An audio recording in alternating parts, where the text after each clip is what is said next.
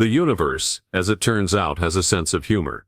Not the gentle, wholesome kind that makes you chuckle at a sunset, but the dark, twisted variety that enjoys watching civilizations trip over their own arrogance. Nowhere was this cosmic joke more evident than aboard Nexus Prime, the crown jewel of the Galactic Prosperity Alliance, a name that managed to be both pompous and misleading in equal measure. Floating in the gravitational sweet spot between three star systems, Nexus Prime served as the bureaucratic heart of 47 different species, each one absolutely convinced they were essential to the galaxy's continued function. The station itself was a monument to engineering excess. 17 miles of gleaming corridors, artificial gravity that never hiccuped, and enough redundant systems to make a paranoid android weep with joy. It housed the Grand Assembly, the Galactic Trade Commission, and approximately 14 million beings who spent their days making decisions about other beings they'd never met, on worlds they'd never visit, regarding problems they didn't understand. Among these self-important cosmic administrators scurried the Category 7 species, those charmingly primitive creatures who'd somehow stumbled into space travel despite their obvious intellectual limitation. The classification system naturally had been designed by committee, which explained why it made perfect sense to no one, and infuriated everyone. Category 1 beings were the apex species, the crystalline architects with their city-sized brains, the energy-based philosophers who existed as pure thought, and the hive-minded calculators who could solve the universe's mathematical mysteries during their lunch breaks. Humans, bless their simple hearts, occupied Category 7 alongside species that had discovered fire roughly 5 minutes ago in galactic terms. The Alliance's xenobiological assessment had been thorough, condescending and utterly confident. Homo sapiens demonstrate rudimentary tool use, basic mathematical comprehension, and an amusing tendency toward violence when presented with problems requiring diplomatic solution. Recommended applications: manual labor, entertainment, and basic maintenance tasks, unsuited for artificial intelligence. Which explained why, at this very moment, a human was pushing a maintenance cart through the pristine halls of sub-level 47, whistling what sounded like a funeral dirge played at double speed. The cart's wheels squeaked in a rhythm that somehow managed to be both irritating and hypnotic, announcing the human's presence to anyone within earshot, not that anyone was listening. The human in question stood roughly 6 feet tall, possessed the kind of unremarkable features that made security cameras glitch in confusion, and wore the universal maintenance uniform, gray coveralls that had seen better decades and a name tag that simply read maintenance. No name, no identification number, just a job description that told you everything the Alliance thought you needed to know about the person wearing it. But here's where the universe's sense of humor began to show its teeth. The human navigated Nexus Prime's labyrinthine corridors with the casual confidence of someone who'd memorized every ventilation shaft, every power conduit, and every structural weak point in the station's design. Which, considering the Alliance's security protocols, should have been impossible. The station's blueprints were classified at level 12, the kind of clearance that required genetic verification, psychological evaluation, and a recommendation from your mother's college room. Yet somehow this Category 7 primitive knew that Corridor 47 Delta had a pressure differential that could knock a crystalline architect flat on their geometric posterior. They knew which maintenance panels provided direct access to the primary computer cores, which life support junctions controlled entire sectors, and exactly where the backup security systems kept their most vulnerable circuit. More intriguingly, they seemed to understand the political geography of the station with uncomfortable precision. They'd arrived to clean Ambassador Yarthok's office, precisely when the hegemony representative was conducting his daily bribes. Cultural exchange meeting. They'd somehow appear in the Executive Council chambers during closed-door sessions about military deployments, mopping floors with the focused intensity of someone trying very hard not to eavesdrop on classified conversations. The Alliance's leadership, naturally, noticed none of it. Why would they? The human was furniture with legs, background noise in the grand symphony of galactic governance. They processed information with the same attention they'd give to a particularly articulate houseplant, mildly amusing, ultimately irrelevant. Ambassador Zephyros of the High Command had once patted the human on the head after a particularly thorough floor-waxing session, cooing, "Good work, little creature. Very shiny." The human had responded with what might have been gratitude or might have been homicidal intent.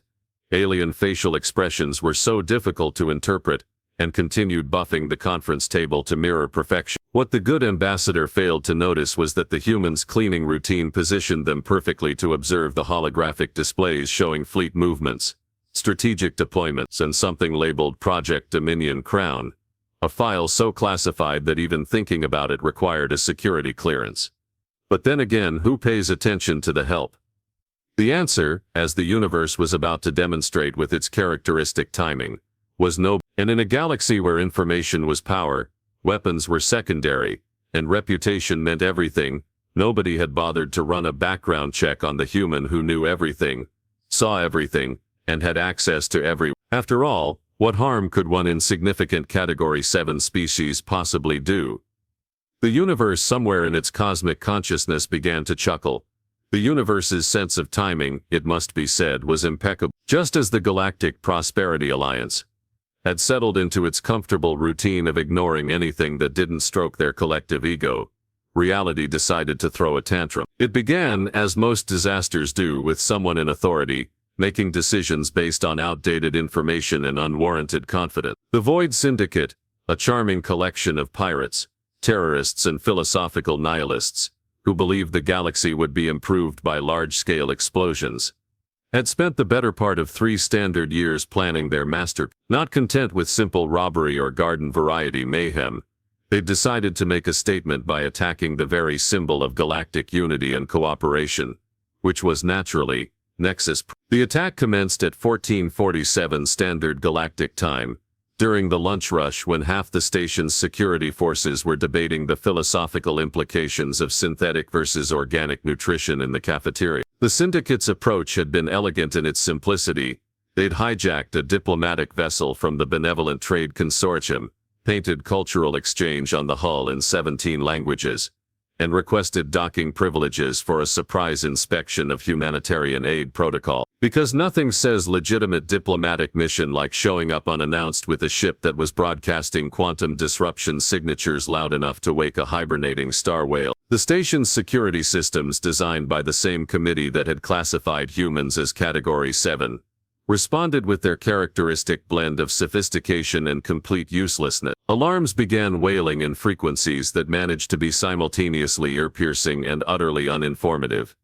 Emergency lights bathed the corridors, in the kind of red glow that suggested either imminent danger or an unfortunate interior design choice. Director Uxtalan of Station Security, a being whose species had evolved from predatory pack hunters but who had apparently inherited none of their ancestors' survival instincts, stood in the command center watching his carefully organized world dissolve into chaos. The terrorists had deployed something called a Cascade Quantum Disruptor, a weapon that sounded impressive and functioned even better, systematically turning the station's advanced technology against itself. Status report. Uxtalan barked, his forearms gesticulating wildly at displays that were flickering between alarm red and error yellow, with the enthusiasm of a broken traffic signal. "Sir, they've breached primary security on levels 12 through 47, reported his second-in-command, a crystalline being whose natural state of panic made them sound like wind chimes in a hurricane. "The quantum disruptor is interfering with our defensive systems, our communication arrays, and our coffee machine." The last item might have seemed trivial, but anyone who'd worked in galactic administration knew that dysfunctional coffee machines were often the final straw that toppled civilizations. "How is this possible?" Uxtalan demanded, his voice reaching frequencies that suggested either deep confusion or an impending molt. "Our security protocols were designed by the finest military minds in the Alliance," which was true, in the same way that a soup sandwich was technically a meal. The quantum disruptor, as it turned out, was a masterpiece of malicious engineering.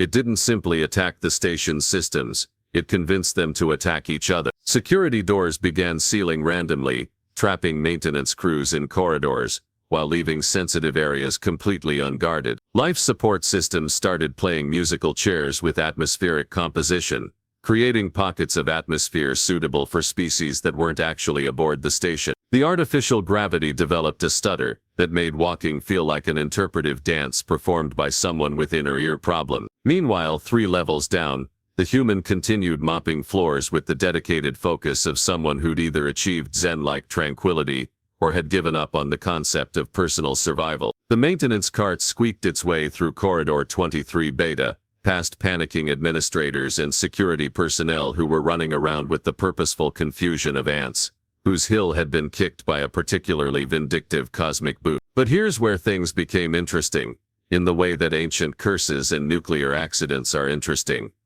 The human had paused in their cleaning routine, not obviously, not in any way that would attract attention from the beings stumbling past in various states of crisis management, but definitely, measurably paused. The mop remained stationary for exactly 4.7 seconds while the human's head tilted slightly, as if listening to something that existed just beyond the range of standard auditory perception. Then they resumed mopping, but with a subtle change in direction. Instead of following their usual route toward the executive levels, they'd begun working their way systematically toward the station's primary infrastructure node, still whistling that same funeral dirge, still maintaining the appearance of someone whose greatest concern was whether the floor wax had achieved optimal glossiness. What the security forces, trapped in their command centers and paralyzed by their own sophisticated systems, failed to notice was that the cascade failures were beginning to show patterns. Random system malfunctions were developing a curious tendency toward strategic advantage. Doors that should have been sealed were mysteriously opening, providing escape routes for trapped civilians. Atmospheric recyclers that had been compromised were somehow restoring themselves, maintaining life support in critical areas. Emergency protocols that hadn't existed in the station's programming were spontaneously manifesting, coordinating rescue operations with an efficiency that bordered on precognitive. Backup systems that had been dormant for years were awakening with perfect timing, compensating for critical failures before they could cascade into catastrophic collapse. In the Security Command Center, Director Ixthalan stared at his displays with the expression of someone watching their carefully planned dinner party turn into a philosophical discussion about the nature of reality. "Sir," his aide whispered, voice trembling with either awe or impending nervous breakdown, "the station's systems are healing themselves." "That's impossible," Ixthalan replied, but his certainty had developed the same stutter as the artificial gravity. "The terrorist attack is still ongoing," the aide continued, gesturing at readings that made progressively less sense the longer you stared at them. "Their quantum disruptor is still active, still attempting to cascade our systems into failure. But somehow, something is countering every disruption they create. Our automated defense protocols." "Sir, we don't have automated defense protocols." "Sir, we don't have automated defense protocols. This sophisticated. These countermeasures are operating at levels of complexity that exceed our system's theoretical capability." Director Ixthalan, who had achieved his position through a combination of political acumen, species privilege, and the kind of confidence that comes from never having been catastrophically wrong about anything important, felt the universe's sense of humor beginning to focus its attention on him personally. "Then who," he asked, though he was beginning to suspect he didn't want to know the answer, "is running our defense?" The answer to Director Ixthalan's question was currently humming an off-key rendition of what might have been a military march while rewiring a primary power coupling with the casual expertise of someone who'd done this exact procedure approximately 17,000 times before. The human had abandoned any pretense of routine maintenance. The cart sat abandoned in Corridor 15 Gamma, its squeaky wheel finally silent, after years of faithful service.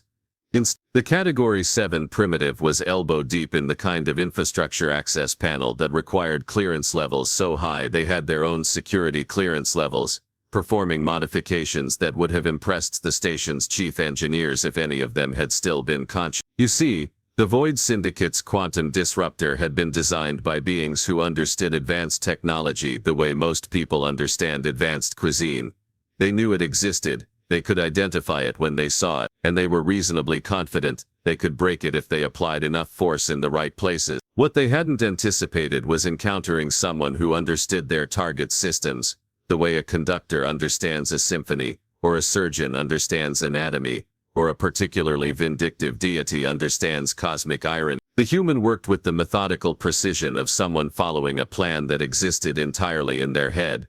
A plan that had apparently accounted for every possible variable except the one where anyone actually noticed what they were doing. Their fingers moved through control interfaces with the muscle memory of long practice, bypassing security protocols that had been designed to stop everyone except, apparently, maintenance personnel with comprehensive knowledge of 17 different alien technological paradigms. 3 levels above, the Syndicate's assault team was beginning to experience what military tacticians politely termed operational difficulties. Their quantum disruptor was functioning perfectly. The readouts confirmed that Nexus Prime systems were cascading into failure exactly as predicted. The problem was that the failures were refusing to stay failed. Commander Euthix, whose species had evolved from ambush predators, and who therefore possessed the kind of paranoia that kept one alive in a galaxy full of beings with bigger teeth, stared at his tactical display with growing unease. "Report," he growled, his voice carrying the kind of menace that usually made subordinates reconsider their career choices. "Sir, the disruption pattern is holding steady," replied his weapons specialist, a being whose enthusiasm for explosions had made them invaluable to the Syndicate's recruitment department. "Their primary systems are failing on schedule, but something keeps fixing them." Commander Euthix possessed the kind of intelligence that came from surviving in a profession where incompetence was typically fatal, quickly and in front of witnesses. He understood that when your carefully planned operation began developing complications, those complications were usually symptoms of a larger problem that wanted to eat your face. "Define something," he said, his weapons systems beginning to charge with the enthusiasm of someone who believed that sufficient firepower could solve any philosophical problem. "Unknown, sir. The repairs are happening faster than our disruptor can create failures. It's like something is learning our attack patterns and developing countermeasures in real time. That's impossible. This station's artificial intelligence isn't sophisticated enough for adaptive countermeasures." "Yes, sir. That's what makes it impossible." 4 levels down, the human paused in their rewiring of what was definitely not supposed to be a weapons-grade sensor array, tilted their head as if listening to distant music, and made a small adjustment that turned the entire forward sensor grid into something that could have served as a very localized but extremely unpleasant asteroid disintegrator. The beautiful thing about advanced alien technology, from a human perspective, was its overwhelming sophistication. Every system had backup systems, redundancies, fail-safes, and emergency protocols designed by committees of beings who had spent centuries making sure their creations were absolutely, positively, unquestionably foolproof. Which was their first mistake. The second mistake was assuming that foolproof and human-proof were the same thing. Humans had spent their entire evolutionary history breaking things that weren't supposed to be breakable, finding uses for objects that had never been intended for those uses, and turning defensive systems into offensive weapons with the kind of creative thinking that made safety engineers wake up in cold sweats. A species that had once turned cooking implements into space exploration tools was not likely to be stopped by security protocols designed by beings who labeled their emergency procedures in alphabetical order. The humans' approach to the station's systems was less like conventional hacking, and more like jazz improvisational, intuitive, and utterly incomprehensible to anyone who insisted on following the sheet music. They weren't breaking into the station's computer network so much as convincing them to have a completely different conversation. Environmental controls that had been designed to maintain optimal atmospheric conditions suddenly discovered they could also serve as a communication network, carrying coded instructions through every ventilation system on the station. Gravity generators developed opinions about which direction down should be, creating localized anomalies that somehow managed to trap terrorist strike teams while leaving civilian evacuation routes unaffected. The primary computer core, which had been installed with enough security protocols to stop a determined civilization, found itself having philosophical discussions with maintenance subroutines that definitely hadn't existed in its original program. These subroutines possessed an alarming tendency to suggest modifications to existing systems, improvements that would enhance functionality in ways that had never occurred to the station's designer. It was, from a certain perspective, like watching a master craftsperson transform a hammer into a precision surgical instrument, a communication device, and a particularly effective door key, simultaneously, and without breaking the original hammer. Ambassador Volthic, of the Strategic Council, who had been trapped in Conference Room 12 Alpha when the attack began, watched through the reinforced viewport as his aide's bodyguard, a professional security specialist, whose species had evolved from pack hunters, stood paralyzed by confusion in the corridor outside. "What's wrong with him?" Volthik asked, his translator struggling with concepts that apparently didn't exist in his native language. "He says the station is hunting the intruders," his aide replied, voice carrying the kind of bewilderment reserved for moments when reality decided to ignore previously established rules. His predator instincts are telling him that something much more dangerous than the terrorists is moving through these corridors. That's ridiculous. This is a diplomatic station. The most dangerous thing here is the cafeteria's interpretation of traditional Vraxian cuisine. But even as Volthik spoke, he could feel it too, a subtle shift in the station's atmosphere, as if Nexus Prime itself had awakened and decided it didn't appreciate uninvited guests. In the maintenance tunnels below, the human completed their modifications to the primary sensor grid, stood, brushed dust from their coveralls with the satisfaction of someone who had just finished a particularly challenging crossword puzzle, and began walking toward their next objective. They were still whistling that funeral dirge, but now it sounded almost cheerful. Part 4, The Uncomfortable Truth. The Void Syndicate's carefully orchestrated assault on galactic civilization ended not with the dramatic explosion they'd envisioned, but with something far more humiliating, a complete and systematic educational experience in the difference between theoretical military planning and practical problem solving. Commander Euthix found himself staring at a tactical display that had apparently decided to redecorate itself with error messages in languages that didn't exist. His quantum disruptor, that marvel of destructive engineering, was still functioning perfectly. It continued to cascade the station's systems into failure, with the relentless efficiency of a particularly vindictive natural disaster. The problem was that the failures were being repaired faster than they could be created by solutions that weren't technically possible, using the station's original architecture. "Sir," his weapons specialist announced, voice carrying the hollow tone of someone whose worldview had recently been fed through a shredder, "their defensive systems are now actively mocking us." "Explain." The station's communication array just transmitted a message. It says, "Thank you for the stress test. All systems are performing within acceptable parameters. Please try harder." Commander Euthix, whose career in organized terrorism had prepared him for many contingencies, discovered that humiliation by an unknown opponent who refused to reveal themselves was not among them. "Abort the mission. All teams fall back to the extraction point." This would have been excellent tactical thinking if the extraction point hadn't mysteriously relocated itself to the interior of a waste processing facility. Meanwhile, in the Security Command Center, Director Ixtelin was experiencing what philosophers might call an existential crisis, and medical professionals would probably diagnose as acute cognitive dissonance with complication. "Sir," his aide reported, reading from displays that were now helpfully color-coded in shades that didn't exist in nature, "the terrorist threat has been neutralized." "How?" "Unknown, sir. Their assault teams appear to have become lost in maintenance areas that lead exclusively to custodial supply closets. Their quantum disruptor is still active, but every system it disrupts is being repaired by something."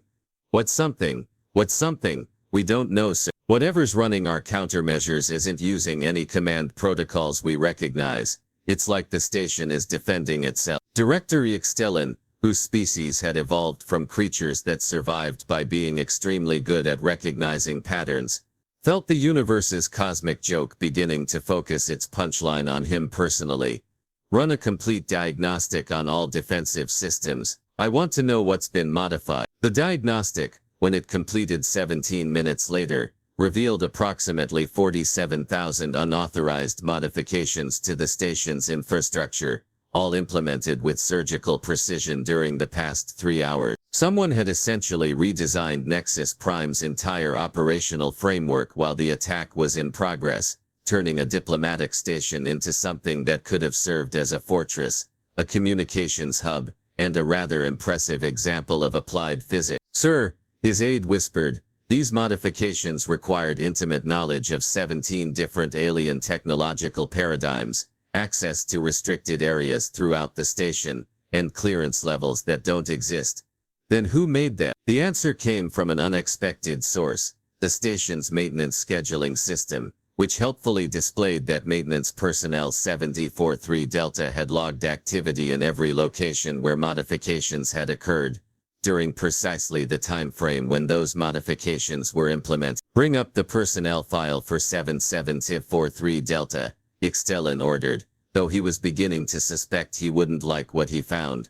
The file, when it appeared, was a masterpiece of bureaucratic indifference. Species, human, classification, Category 7 developmental primitive, security clearance, basic maintenance, background check, approved for janitorial duties, previous employment, military service and educational background. Sir, his aide said, voice carrying the kind of careful neutrality that suggested they were trying very hard not to say something inadvisable. This file is essentially empty. What do you mean empty? I mean someone approved this individual for maintenance duties without actually investigating anything about them beyond species classification. There's no background verification, no psychological evaluation, no skills assessment, just a stamp that says Category 7, approved for manual labor. Director Ixtelan stared at the file with the growing horror of someone who had just realized that their sophisticated security system had been defeated by the galactic equivalent of a filing error. Find them, he ordered.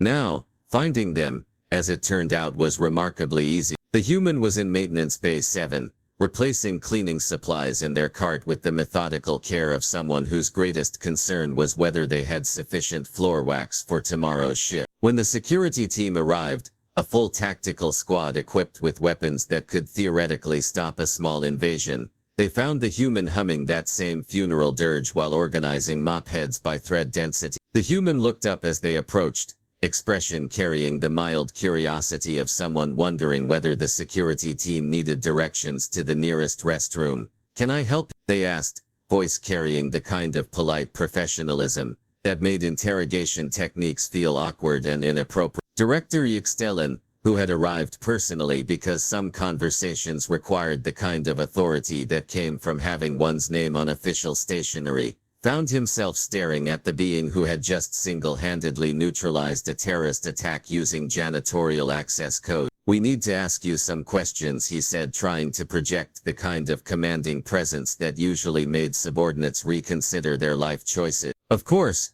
the human replied, setting down a bottle of industrial-strength surface cleanser with the care usually reserved for precision instruments. Though I should mention that my shift ends in 20 minutes, and the executive-level floors won't clean themselves. You were in the maintenance areas during the attack. Yes, sir. Someone had to make sure the systems kept running. Couldn't have the life support failing during an emergency. The modifications to our infrastructure. Oh, those, the human said, expression brightening with the enthusiasm of someone discussing a particularly interesting hobby. The station's systems were poorly integrated, lots of redundancy, but not much actual resilience. I made some adjustments. Those adjustments required knowledge of 17 different technological paradigms. 18, actually. You missed the quantum architecture subsystems. The human paused, apparently considering something, though I suppose that's understandable. Those are pretty specialized. Director Ixtelan felt reality beginning to develop the same stutter that had affected his artificial gravity. Where did you learn about quantum architecture? Here and there, the human replied with the kind of vague helpfulness that made interrogators contemplate career changes. You pick up things when you pay attention. Your personnel file is blank. Is it? How unfortunate. Bureaucratic errors are so common in large organizations. It was at this moment that Director Ixtelan made a decision that would later be studied in courses on administrative catastrophes throughout the galaxy.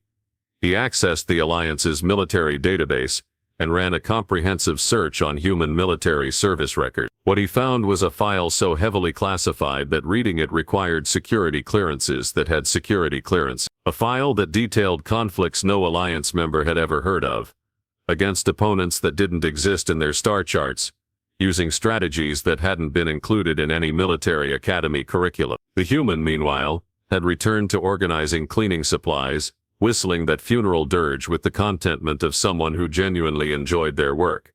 You're not really a janitor, Ixtelan said, though it came out sounding more like a question than an accusation. The human paused, considered this, and smiled with the kind of gentle amusement usually reserved for children who had asked particularly innocent questions about the nature of existence. "Director," they said, voice carrying warmth that somehow made the revelation more terrifying than any threat could have been. "I've been fighting wars since before your species discovered agriculture. I've solved problems that would give your best strategist nightmare. I've seen civilizations rise and fall over the kind of disputes you call diplomatic crises." They picked up their mop with the reverence of someone handling a cherished family heirloom. "Janitorial work," they continued, "is peaceful, predictable. Nobody expects you to conquer anything, nobody asks you to solve impossible problems. And at the end of the day you can look at a clean floor and know you've accomplished something worthwhile." The human resumed their humming, that off-key funeral dirge that now sounded almost cheerful. "Besides," they added, as an afterthought that would haunt Director Ristelan's dreams for years to come, "alien politics are so simple and predictable. It's refreshing to do work that actually challenges the mind." And with that, the most dangerous being in the galaxy returned to mopping floors, whistling contentedly, while the universe somewhere in its cosmic consciousness began to plan its next joke.